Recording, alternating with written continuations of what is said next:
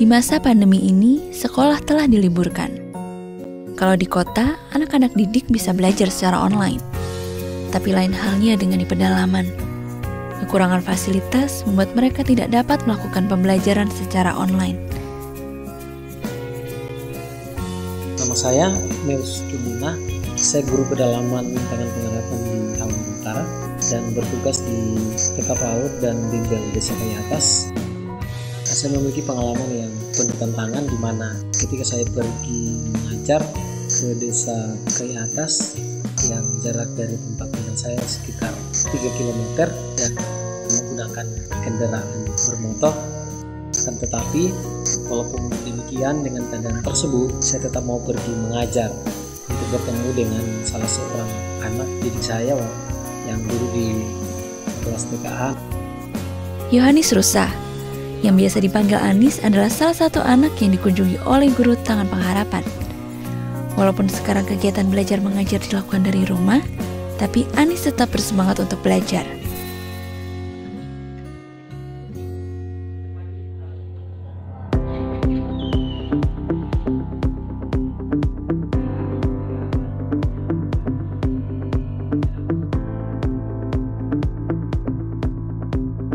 Dengan adanya kegiatan door to door ini, saya sebagai guru lebih dekat lagi dengan anak-anak.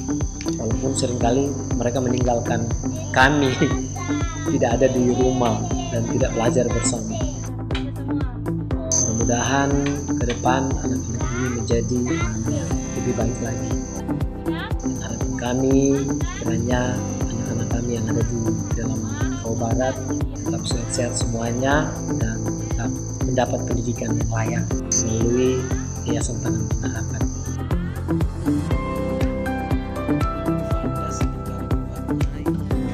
Anis dan teman-temannya pun sangat senang dengan kedatangan guru Tangan Pengharapan.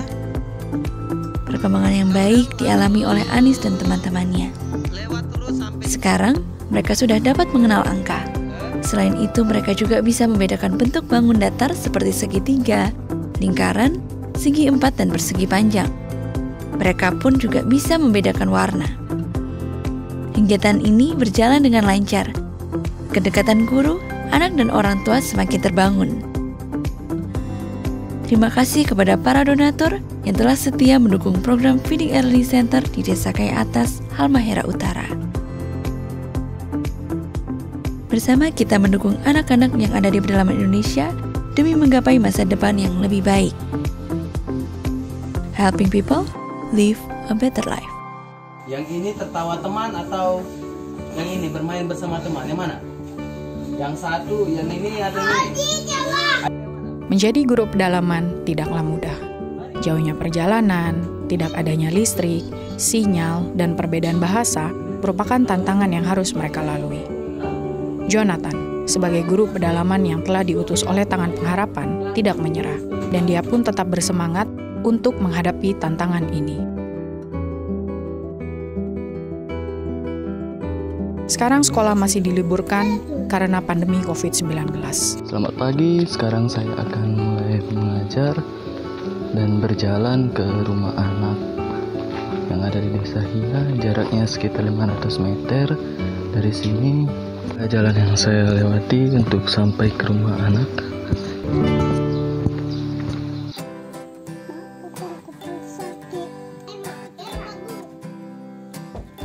Melakukan tugas dan kewajiban sebagai pendidik di tengah anjuran untuk study from home yang dihimbau oleh pemerintah. Kami awalnya melakukan hal tersebut dengan membagi titik mengajar anak-anak menjadi 2 sesuai dengan jumlah rukun tetangga yang ada di kampung Hia.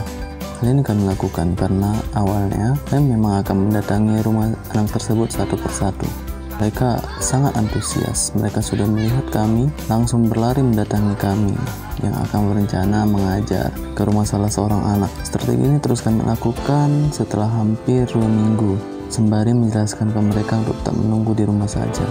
Akhirnya kami dapat mendatangi rumah anak-anak tersebut satu persatu. Kami pun yang awalnya mengajar berdua, kini menjadi mengajar sendiri-sendiri untuk menghemat waktu.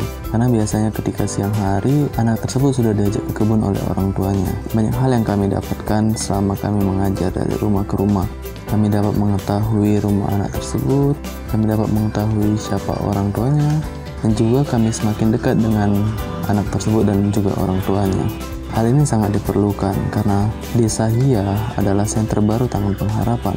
Perlu adanya komunikasi yang intens dengan orang tua agar anak-anak tersebut terus didukung untuk belajar, baik di rumah untuk saat ini maupun di sekolah pada saat pandemi ini berakhir. Namun itu tidak selamanya berjalan mulus. Terkadang kami pernah mengalami anak tersebut diajak orang tuanya ke kebun lebih pagi, atau bahkan ada anak yang menangis tidak mau belajar. Itu tentu tidak menjadi alasan kami untuk berhenti, tapi itu merupakan alasan kami untuk semakin semangat dalam mendidik anak-anak di Kampung Hia dalam kondisi apapun. Dia tetap bersemangat untuk mengunjungi rumah setiap anak serta membuat kelompok-kelompok kecil sehingga kegiatan belajar mengajar tetap dilaksanakan meskipun hanya dari rumah ke rumah. Anak-anak pun sangat senang ketika melihat gurunya datang mengunjungi mereka. Alhasil, mereka semakin antusias dalam belajar. Dengan kesabaran dan kreativitas Jonathan, kini perkembangan setiap anak semakin meningkat, mulai dari berbahasa Indonesia, mengenal angka, dan mengenal huruf. Serta orang tua pun sangat senang dengan perubahan yang terjadi. Kehadiran Jonathan telah menumbuhkan kembali harapan dan mimpi anak-anak di Desa Hia, Kaimana, Papua Barat. Semoga pandemi COVID-19 ini dapat segera berlalu, sehingga anak-anak dapat kembali belajar di sekolah. Terima kasih kepada para donatur yang telah setia mendukung program sponsorship guru pedalaman di Desa Hia, Kaimana, Papua Barat. Bersama kita mewujudkan harapan dan mimpi anak-anak di pedalaman Indonesia, sehingga mereka dapat memiliki masa depan yang lebih baik, helping people live a better life. Ikuti Daily Devotion setiap hari Senin sampai dengan Jumat, pukul 6 pagi waktu Indonesia Barat di YouTube Henny Kristianus dan pukul 7 pagi waktu Indonesia Barat di YouTube Yohanes Kristianus. Saksikan tayangan Journey Tangan Pengharapan setiap hari Jumat pukul 7 malam waktu Indonesia Barat di YouTube Tangan Pengharapan Henny Kristianus dan di live Instagram Henny Kristianus. Pelayanan doa dan konseling, atau jika Anda memiliki doa yang terjawab, Anda dapat mengirimkan permohonan doa konseling atau kesaksian atas jawaban doa Anda melalui Google Form, WhatsApp, atau email impactcommunity.id@gmail.com. Mari bergabung dalam ibadah Minggu Impact Community Indonesia besok pukul 10 pagi waktu Indonesia Barat. Mari bergabung dalam ibadah online Impact Community Indonesia hari Sabtu depan pukul 6 sore waktu Indonesia Barat dan hari Minggu pukul 10 pagi waktu Indonesia Barat. Setiap ibadah disertai dengan perjamuan kudus di YouTube Henny Kristianus dan juga live Instagram Yohanes Kristianus dan Henny Kristianus. Tangan Pengharapan membuat merchandise positif PYTP dan batik Tangan Pengharapan untuk menolong pendidikan anak-anak pedalaman Indonesia. Pembelian dapat dilakukan di online store Tangan Pengharapan, di Tokopedia, Shopee, dan WhatsApp merchandise Tangan Pengharapan di 0813 1100 5568. Bagi Bapak dan Ibu yang diberkati Impact Community, ingin memberikan persembahan atau donasi dapat disalurkan ke rekening Bank Yayasan Tangan Pengharapan dan QR Code BCA Mobile, GoPay, OVO, Dana, Shopee, dan link aja.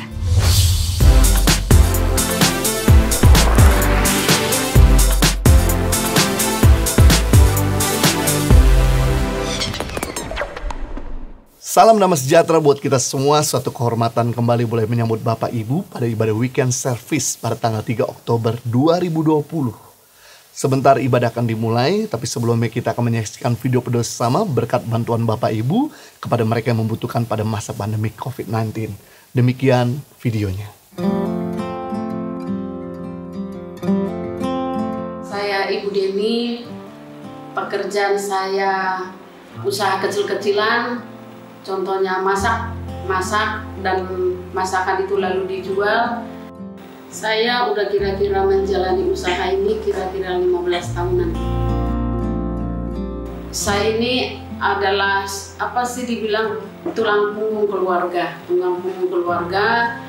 Saya punya suami sedang boleh dikatakan sakit, ya, tidak bisa menghasilkan, tidak bekerja. Saya punya anak masih kuliah, saya harus mencukupi keluarga saya dengan usaha kecil-kecilan Bisa itu contohnya saya masak di rumah, masak ayam misalnya saya bungkusin, terus saya jualin ke orang-orang. Di dalam kondisi yang seperti ini, COVID seperti ini udah kira-kira udah 5 bulanan ya, udah 5 bulanan, itu sangat membawa dampak buat usaha saya.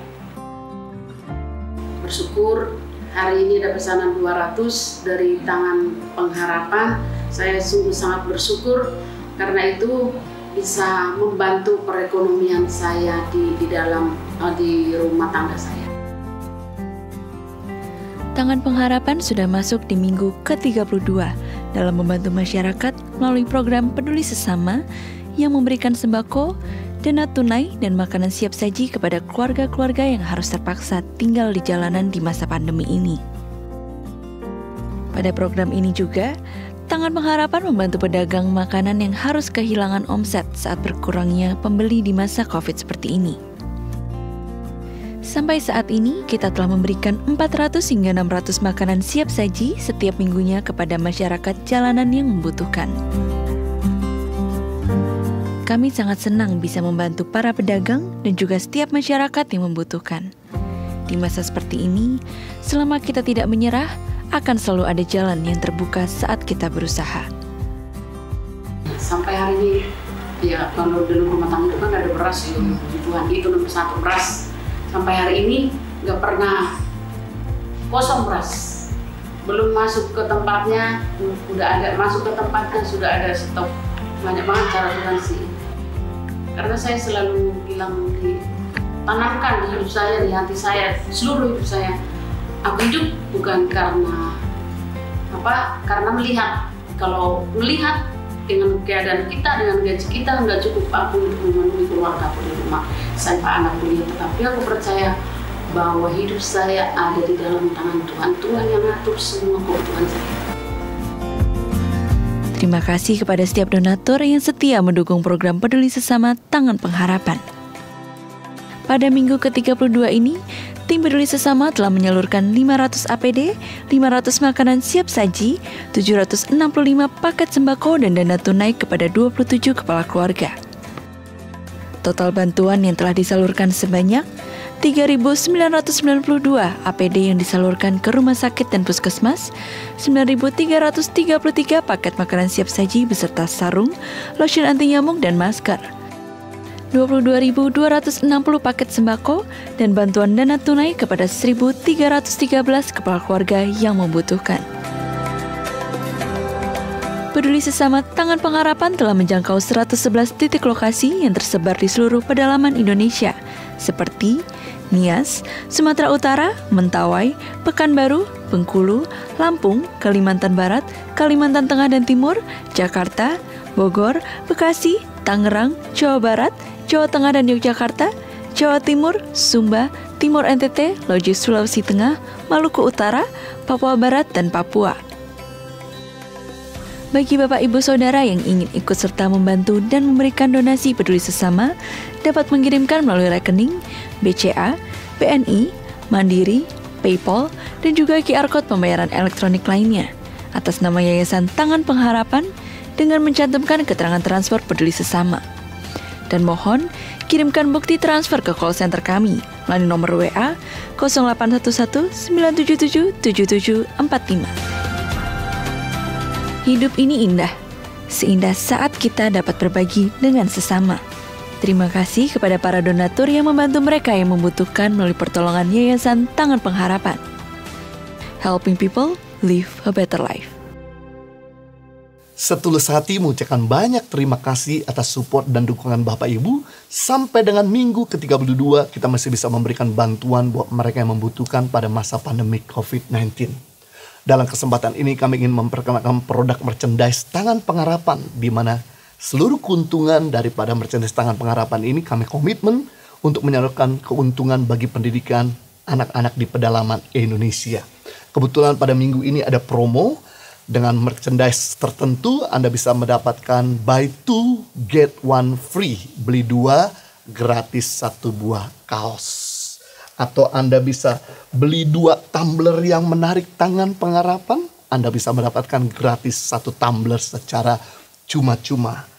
Dan produk-produk merchandise Tangan Pengharapan Anda bisa dapatkan di Tokopedia, Shopee, Bukalapak dengan kata kunci Tangan Pengharapan. Atau Anda dapat menghubungi kami pada nomor telepon di layar kaca, atau bisa menghubungi juga lewat Instagram Batik Tangan Pengharapan seperti yang saya pakai, atau Positif by YTP punya Instagram. Baik, kita persiapkan hati kita untuk menyembah Tuhan. Sound of Grace akan siap melayani kita dalam pujian penyembahan, dan Henny Kristianus akan memberkati kita dalam firman Tuhan. Selamat beribadah. Puji nama Tuhan, shalom. Haleluya. Sama-sama kita mau memuji, memuliakan nama Tuhan kita yang luar biasa. Amen. Bersama Impact Community Indonesia. Haleluya.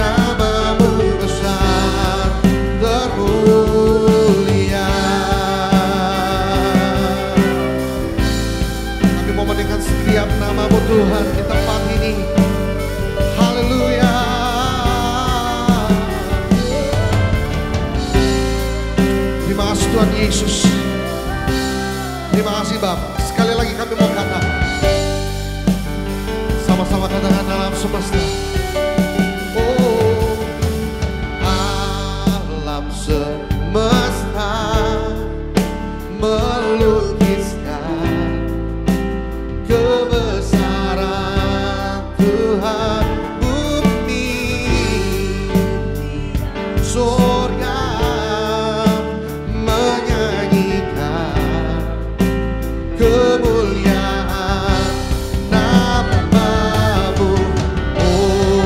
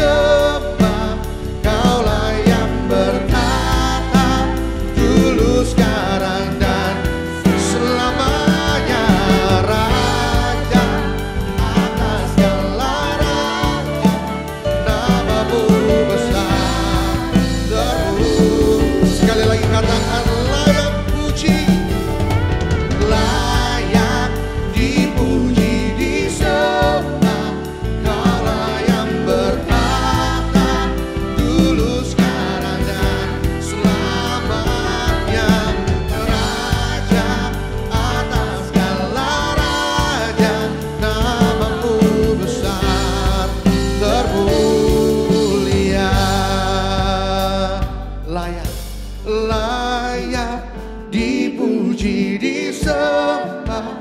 Kaulah yang bertahan dulu, sekarang dan selamanya. Raja atas segala raja, namamu besar termulia. Sekali lagi kami katakan, layak dipuji, disembah. Kaulah yang bertahan dulu, sekarang dan selamanya. Raja atas segala raja, namamu besar termulia. Namamu besar termulia. Namamu besar termulia.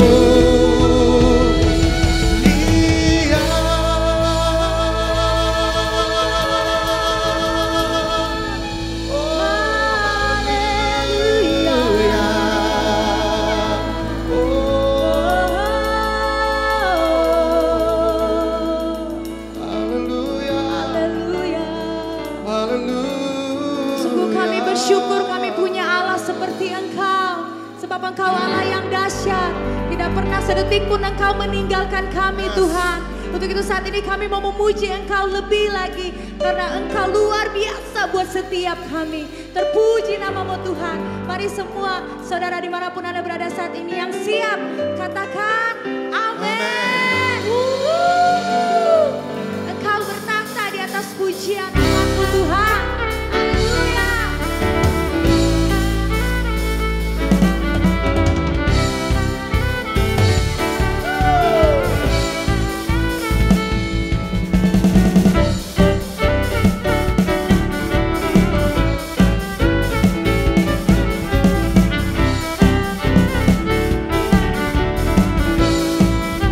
Mari bersama-sama melukis cakrawala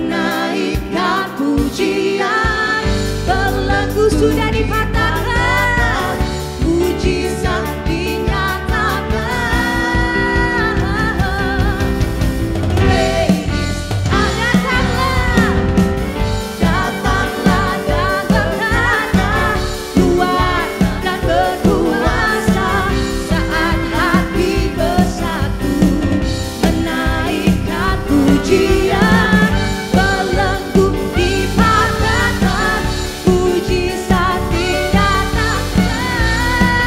Oh Jesus, great is our God, great is, sekali lagi, great is our God. Haleluya, Engkau dahsyat Tuhan. Thank you Lord Jesus. Oh Jesus, kami nikmati Engkau Tuhan. You are here in this place, Almighty God. Thank you Lord.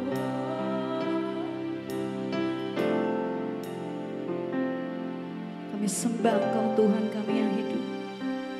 Kami sembah Engkau Tuhan kami, selalu ada bersama kami.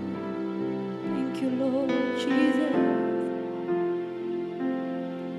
Selain Kau tiada yang lain, hanya milikku di surga. Sekalipun dagingku renyah, hatiku lelah tak berdaya. Ku sembah Engkau, Allah yang perkasa. Ku sanjung tinggi nama-Mu di hidupku, Tuhan, tiada yang lain. Hanya Kau satu di hatiku, hanya Kau satu. Selain Kau tiada yang lain, hanya Kau milikku di surga. Sekalipun dagingku renyah, hatiku lelah tak berdaya. Ku sembah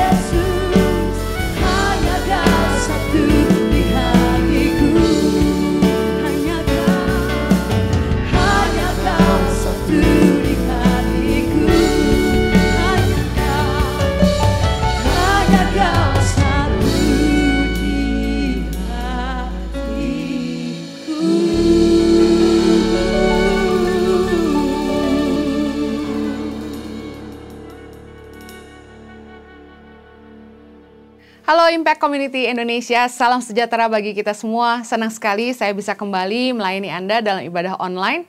Hari ini saya akan menyampaikan firman Tuhan tentang penghargaan dari manusia. Tapi sebelumnya mari kita berdoa bersama-sama, persiapkan hati kita untuk diberkati dengan firman Tuhan. Mari kita berdoa. Bapa, kami mengucap syukur buat anugerah-Mu. Terima kasih Tuhan. Kalau kami boleh beroleh kesempatan untuk mendengarkan kebenaran firman-Mu. Berikanlah roh hikmat dan wahyu supaya kami boleh memahami firman-Mu dengan bahasa yang mudah kami mengerti. Sehingga kami boleh melakukannya dalam hidup kami. Biar hanya Kristus yang selalu dipermuliakan dalam hidup kami. Demi nama Yesus kami berdoa. Amen. Hari ini saya akan menyampaikan firman Tuhan tentang penghargaan dari manusia. Jangan haus akan pujian dan pengakuan karena kita akan kecewa. Filipi 2 ayat kedua berkata, karena itu sempurnakanlah sukacitaku dengan ini. Hendaklah kamu sehati sepikir dalam satu kasih, satu jiwa, satu tujuan, dengan tidak mencari kepentingan sendiri atau puji-pujian yang sia-sia. Sebaliknya, hendaklah dengan rendah hati yang seorang menganggap yang lain lebih utama daripada dirinya sendiri. Paulus dalam Filipi 2 ayat yang kedua sampai ketiga mengajarkan supaya kita tidak mencari pujian yang sia-sia dari manusia. Jangan jadi orang yang haus pujian, jangan jadi orang yang haus pengakuan. Setiap kita berharga di mata Tuhan. Kalau kita tahu bahwa hidup kita berharga, dihargai atau tidak sama orang lain, tidak mengubah nilai kita. Kita adalah orang-orang yang dikasihi Tuhan.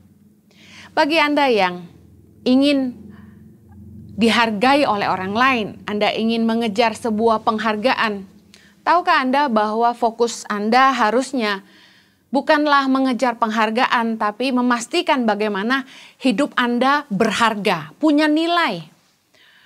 Semua orang ingin dihargai, tidak ada orang yang tidak ingin dihargai. Tapi kebanyakan orang tidak mau bayar harga, tapi maunya dapat penghargaan. There is always a price for a prize. Selalu ada harga untuk sebuah penghargaan. Pujian itu hanya bagi orang-orang yang hidupnya berguna. Bagi orang-orang yang hidupnya jadi berkat. Amsal 27 ayat yang kedua berkata begini. Biarlah orang lain memuji engkau dan bukan mulutmu. Orang yang tidak kau kenal dan bukan bibirmu sendiri. Orang-orang yang kita sentuh secara langsung maupun tidak, merekalah yang menyaksikan apakah hidup kita ini sudah jadi berkat atau belum. Apakah hidup kita berguna atau tidak. Apakah hidup kita berdampak atau tidak. Pertanyaan saya adalah ketika suatu hari nanti kita sudah tidak ada lagi. Apakah banyak orang yang akan menangisi kepergian kita nanti? Karena itu akan menjadi sebuah tolak ukur seberapa berguna kita hidup. Seberapa berdampak kita hidup di dunia ini. Don't live to impress, but live to impact. Jangan hidup itu hanya sekedar untuk tampak. Tapi jadilah orang yang berdampak. Kalau Anda ingin dihargai oleh orang lain, Anda ingin dihargai oleh atasanmu, Anda ingin dihargai oleh orang-orang di sekelilingmu, jadilah orang yang berguna. Jadilah orang yang berharga, yang hidupnya bermanfaat bagi orang banyak. Kebanyakan orang hanya mengejar penghargaan, tapi banyak orang yang tidak mengerti bagaimana mengejar nilai sehingga hidupnya jadi berguna, jadi berdampak, dan jadi berharga bagi banyak orang. Amsal 31 ayat 31 berkata, berilah kepadanya bagian dari hasil tangannya, biarlah perbuatannya memuji dia di pintu-pintu gerbang. Saya percaya bahwa hidup ini bukan hanya untuk kaya, tapi untuk berkarya. Kalau kita ingin kita dipuji sama orang-orang yang bahkan tidak mengenal kita, kita ingin kita dihargai oleh orang-orang yang ada di sekitar kita, pastikan hidup kita berguna bagi mereka. Jangan hanya sekedar mengejar kekayaan, tapi pastikan kita berkarya nyata di tengah-tengah kehidupan kita. Percuma kaya kalau kita nggak berguna. Saya ingin mengupas tentang orang-orang Farisi yang dikecam oleh Yesus Ada 3 kecaman Yesus atas kemunafikan orang Farisi. Yang pertama, orang Farisi mengajarkan tapi tidak melakukan. Matius 23. Judul perikopnya adalah Yesus mengecam ahli-ahli Taurat dan orang-orang Farisi. Matius 23 ayat yang kedua berkata begini. Ahli-ahli Taurat dan orang-orang Farisi telah menduduki kursi Musa. Ayat yang ketiga. Sebab itu turutilah dan lakukanlah segala sesuatu yang mereka ajarkan kepadamu. Tetapi janganlah kamu turuti perbuatan-perbuatan mereka, karena mereka mengajarkannya tapi tidak melakukannya. Yesus mengajarkan kepada kita dalam ayat ini, agar kita melakukan firman Tuhan seperti yang diajarkan oleh hamba-hamba Tuhan.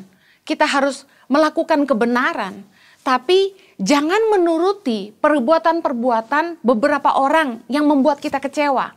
Karena mereka mengajarkan tapi tidak melakukan. Banyak orang Kristen yang kemudian menjadi pahit, meninggalkan gereja, sudah tidak mau lagi mengikut Kristus hanya karena kecewa sama beberapa orang yang mengajarkan tapi tidak melakukan. Dengar baik, kalau kita ingin belajar jadi orang yang gak munafik, pastikan hidup kita jadi teladan. Yesus pernah berkata tentang barang siapa ingin menjadi besar, yang terbesar, ia harus jadi pelayan. Saya belajar dari firman ini bahwa ketenaran dan jabatan memiliki tanggung jawab atas hidup banyak orang. Ketika kita ingin jadi yang terbesar, paling dikenal, punya jabatan yang tinggi, tahukah Anda ada sebuah tanggung jawab yang mengikuti bahwa kita bertanggung jawab atas hidup orang banyak. Nah, kalau kita nggak mau jadi orang yang munafik, pastikan ketika kita dipercayakan dengan sebuah jabatan, ketika kita dipercayakan dengan sebuah ketenaran, nama besar, hidup kita harus jadi teladan. Matius 20 ayat 26 bilang gini, tidaklah demikian di antara kamu, barang siapa ingin menjadi besar di antara kamu, hendaklah ia menjadi pelayanmu. Ayat ke-27, dan barang siapa ingin menjadi terkemuka di antara kamu, hendaklah ia menjadi hambamu. 2 ayat ini bicara soal ingin menjadi besar di antara banyak orang. Berarti memiliki jabatan, pengaruh yang cukup besar. Barang siapa ingin menjadi terkemuka, bicara soal ketenaran. Dikatakan firman Tuhan harus menjadi pelayan, harus menjadi hamba atas semua. Yang artinya gini, ketika Tuhan memberikan kepercayaan yang besar untuk memperoleh sebuah ketenaran atau jabatan, bahkan kekayaan, kita harus sadar bahwa ada tanggung jawab yang besar yang mengikuti itu. Bahwa kemudian kita harus jadi hamba, jadi pelayan, serving many interests. Kita harus memastikan hidup kita jadi teladan buat orang-orang yang mengikuti kita. Pastikan kita mengerjakan tanggung jawab kita, karena itu menyangkut nasib hidup orang banyak. Banyak orang yang punya jabatan, ketenaran, dan kekayaan tidak sadar bahwa dia harus bisa dipercaya. Orang-orang yang dipercaya lebih, dituntut lebih. Lukas 12 ayat 48b berkata, setiap orang yang kepadanya banyak diberi, daripadanya akan banyak dituntut. Dan kepada siapa yang banyak dipercayakan, daripadanya akan lebih banyak lagi dituntut. Banyak orang yang ingin dihargai, diberi gaji yang lebih, diberi posisi yang tinggi. Tapi banyak orang yang gak mau bayar harga untuk ada di posisi itu. Orang-orang yang digaji lebih akan dituntut lebih. Tapi banyak orang yang meninggalkan sisi tanggung jawab, tapi menginginkan kepercayaan yang lebih. Yesus mengecam orang Farisi karena mereka mengajarkan tapi tidak melakukan. Sekali lagi kita belajar bagaimana kita tidak jadi orang yang munafik supaya Yesus tidak mengecam kita, adalah memastikan bahwa kita nggak hanya pintar ngomong aja, tapi kita harus menghidupi apa yang kita bicarakan. Peringatan bagi para pengajar, bagi para pengkhotbah seperti saya, bahwa memastikan jangan cuma ngomong aja, jangan cuma pintar ngajar aja, tapi pastikan kita harus melakukan. Beberapa komen di YouTube bilang gini, Anda yang khotbah sudah melakukan belum? Sebuah peringatan.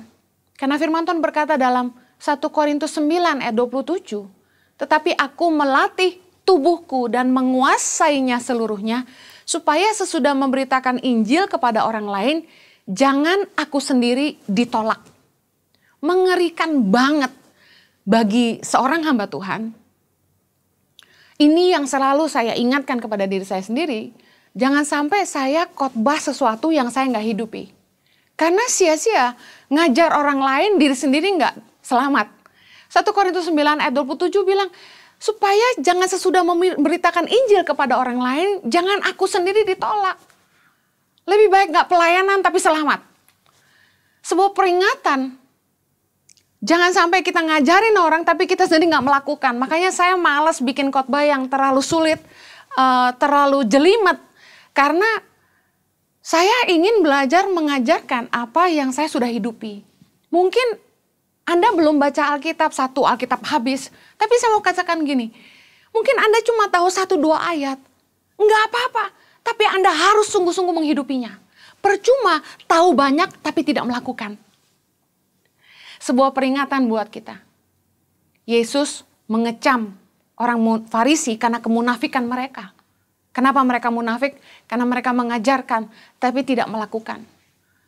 Bagi Anda yang dipercayakan Tuhan dengan ketenaran dan jabatan, jadi pemimpin, Anda dipercayakan Tuhan dengan kekayaan, pastikan Anda tidak hanya memerintah orang-orang di bawah Anda tidak hanya mengajarkan kepada orang-orang di bawah Anda, tapi Anda melakukan apa yang Anda ajarkan. Dan dengar baik, orang-orang yang tenar, orang-orang yang punya jabatan biasanya punya followers yang banyak di sosial media. Saya ingin encourage setiap Anda untuk menggunakan pengaruh Anda untuk hal-hal yang positif. Menggunakan pengaruh Anda untuk hal-hal yang baik. Mengarahkan para followers Anda untuk hidup lebih baik. Mengajarkan hal-hal yang membuat hidup mereka lebih berguna. Sayangnya banyak orang menggunakan sosial media untuk menebarkan hal-hal yang negatif, isu-isu hoax, isu-isu yang kurang baik, bahkan memberikan influence yang kurang positif, seperti patah hati, bunuh diri, dan sebagainya. Dengar baik, pakailah pengaruhmu untuk hal-hal yang positif. Karena suatu hari nanti setiap kita harus mempertanggungjawabkan kepada Tuhan. Yang kedua, kecaman Yesus atas kemunafikan orang Farisi adalah mereka melakukan apapun untuk dilihat orang. Matius 23 ayat yang kelima berkata begini, semua pekerjaan yang mereka lakukan hanya dimaksud supaya dilihat orang. Mereka memakai tali sembayang yang lebar dan jubah yang panjang. Dengar baik, orang Farisi dikecam sama Yesus karena mereka melakukan semua pekerjaan hanya supaya dilihat orang. Hati-hati, jangan cari pujian dari orang, jangan cari penghargaan, jangan haus pengakuan. Ada sebuah rahasia firman Tuhan yang saya temukan, yang saya beri judul The Hidden Rewards. Bahwa Tuhan itu senang membalas segala kebajikan dan ibadah yang kita lakukan tanpa dilihat orang. Saya mau kasih buktinya di dalam Matius 6 ayat keempat, ayat ke-6 dan di ayat 18. Dalam Matius 6 ayat yang keempat dikatakan begini, hendaklah sedekahmu itu diberikan dengan tersembunyi, maka Bapamu yang melihat yang tersembunyi akan membalasnya kepadamu. Matius 6 ayat yang ke-6 berkata begini, tetapi jika engkau berdoa, masuklah ke dalam kamarmu, tutuplah pintu dan berdoalah kepada Bapamu yang ada di tempat tersembunyi.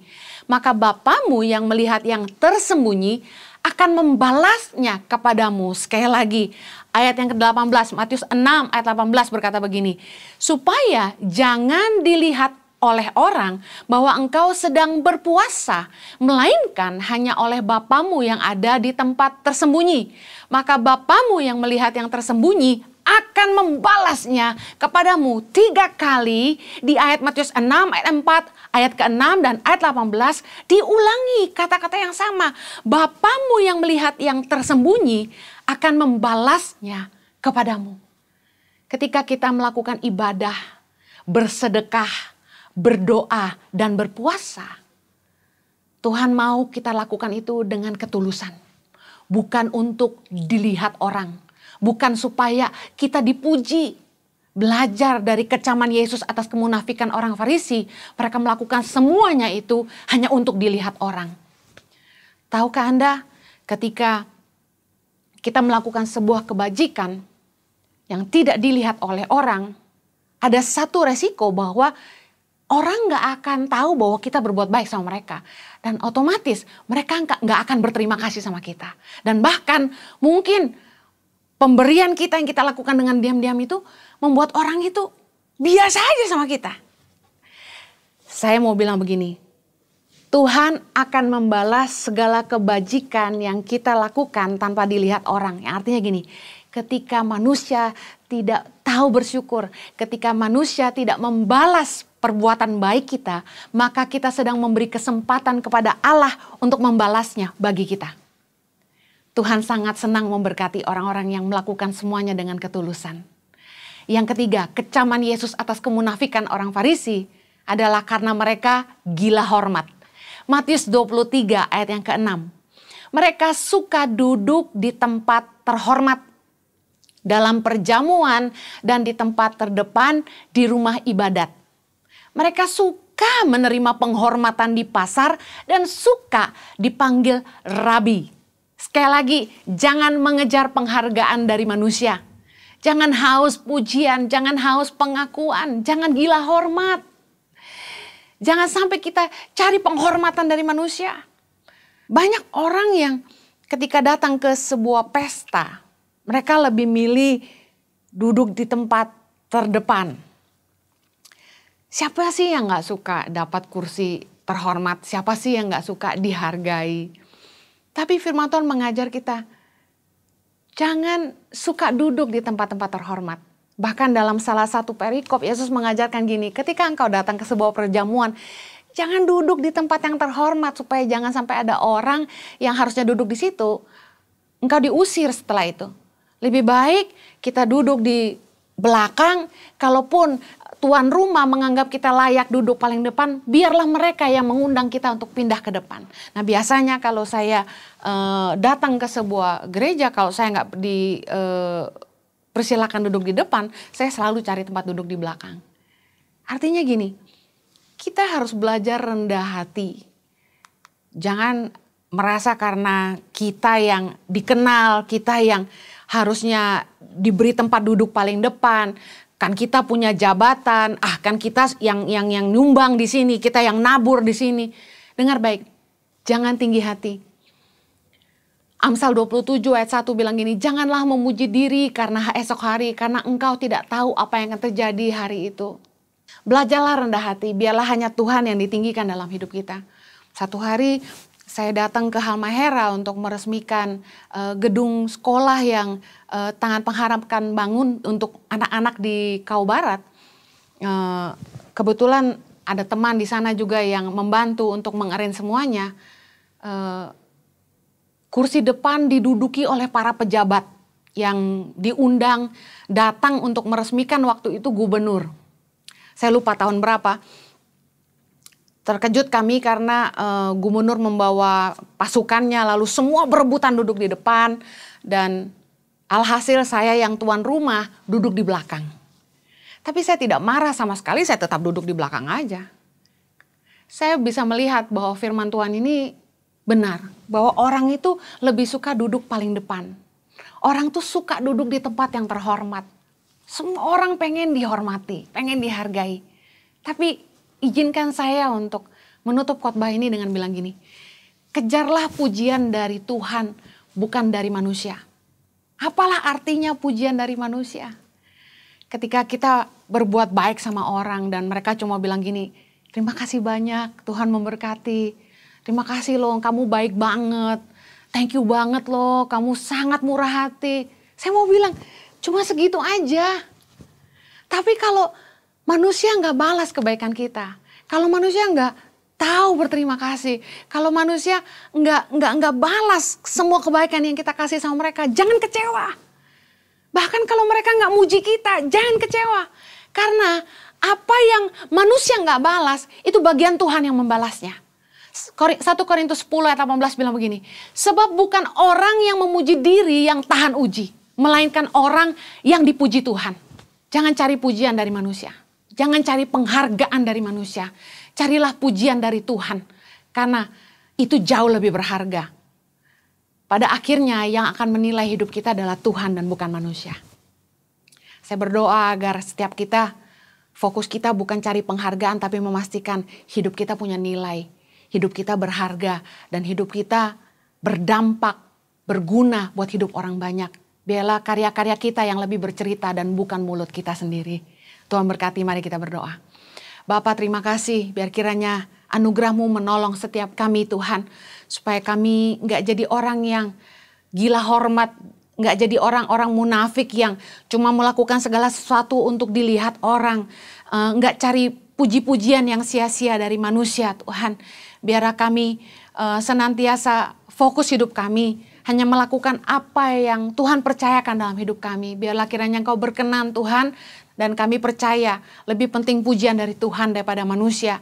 Pada akhir ujung hidup kami Tuhan, biarlah kiranya semua yang kami kerjakan ini boleh berkenan di hadapan Tuhan, dan kami boleh mendapat pujian di mana kami akan bertemu dengan Tuhan muka dengan muka. Terima kasih Tuhan, ajar kami untuk terus hidup dalam ketulusan. Di dalam nama Yesus kami berdoa. Amen. Tuhan berkati. Have a blessed week. Suatu firman Tuhan yang menginspirasi dan memberkati kita semua untuk kita jangan haus pujian dan pengakuan dari manusia. Kita akan kecewa, tapi berupalah menjadi orang yang berharga, maka kita akan berkenan di hadapan Tuhan dan sesama. Itulah sikap kerendahan hati yang sejati. Kami ingin memberikan pengumuman, mari bergabung dalam ibadah Impact Community Indonesia besok hari Minggu, tanggal 4 Oktober jam 10 pagi. Waktu di bagian Barat, praise worship akan dilayani oleh Sound of Grace. Mari bergabung juga dalam ibadah Impact Community Indonesia hari Sabtu depan, tanggal 10 Oktober jam 6 sore, waktu di bagian Barat. Dan hari Minggu depan, tanggal 11 Oktober jam 10 pagi, waktu di bagian Barat. Dan praise worship akan dilayani oleh Edward Chance. Dan setiap ibadah akan disertai oleh perjamuan kudus. Bagi Bapak Ibu yang diberkati lewat ibadah Impact Community Indonesia, dan bagi Bapak Ibu yang ingin menolong pendidikan bagi anak-anak pedalaman Indonesia, Anda bisa menyalurkan bantuan, persembahan, dan donasi Bapak Ibu pada nomor rekening yang ada di layar kaca. Setulus hati mengucapkan banyak terima kasih atas support dan dukungan Bapak Ibu. Saya berdoa biar setiap benih yang ada tabur mengubahkan kehidupan banyak orang, memajukan Indonesia, dan bahkan Tuhan mengembalikan berlipat kali ganda kepada Bapak Ibu. Mari kita persiapkan hati kita untuk berdoa.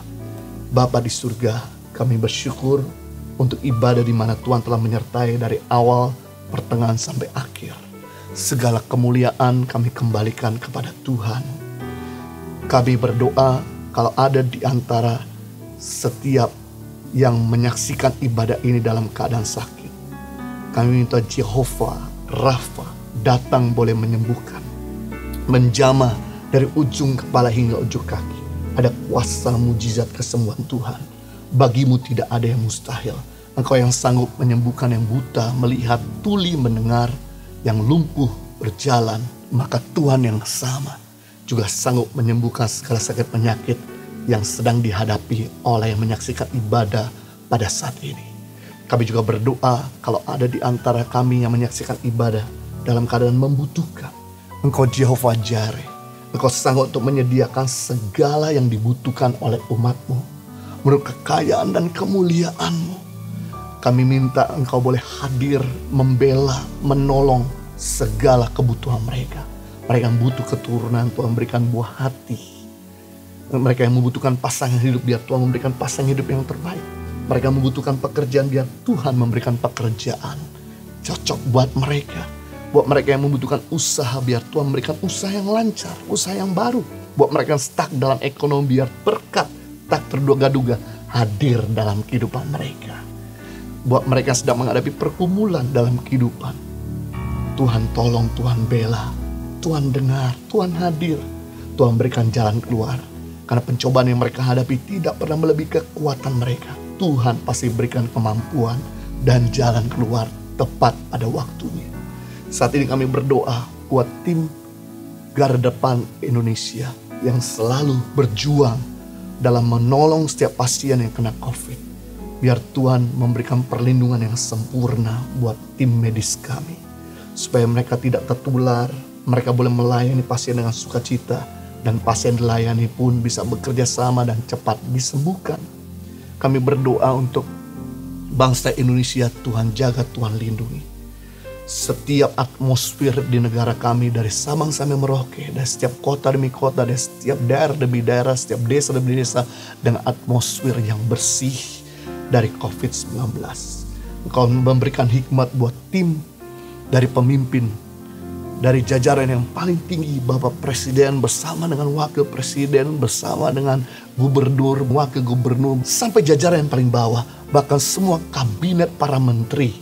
Kami minta Tuhan memberikan kemampuan untuk mereka terus bekerja bersama-sama untuk bisa terus memajukan ekonomi, memajukan daerah, dan juga menurunkan tingkat penularan COVID-19 di negeri kami Indonesia. Terima kasih untuk setiap donatur dan partner dari Tangan Pengharapan Impact Community Indonesia yang selalu kontribusi bagi pelayanan di Impact Community dan Tangan Pengharapan.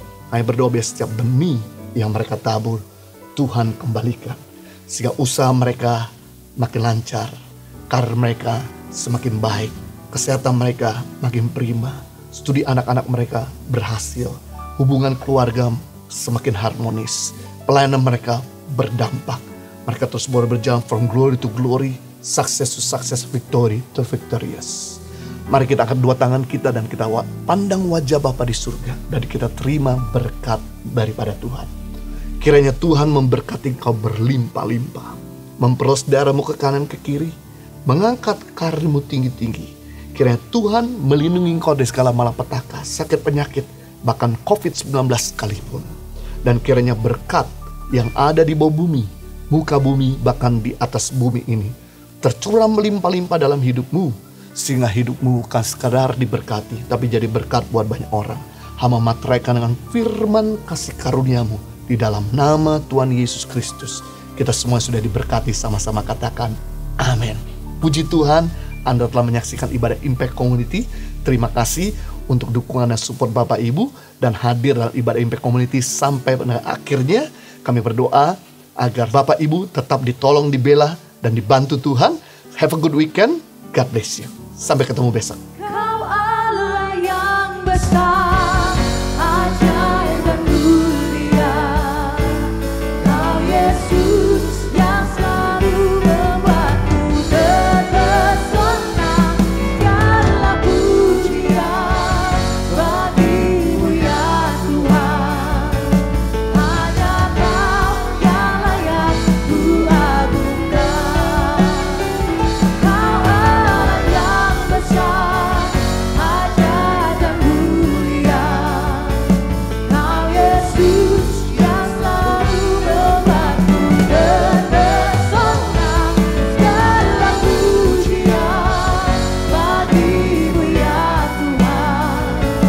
Hanya Kau yang layak ku agungkan. Hanya Kau yang layak ku agungkan. Hanya Kau yang layak ku agungkan.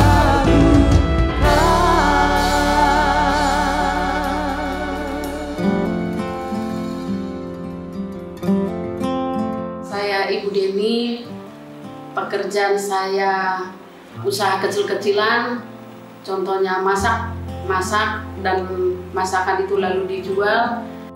Saya udah kira-kira menjalani usaha ini kira-kira 15 tahunan. Saya ini adalah dibilang tulang punggung keluarga.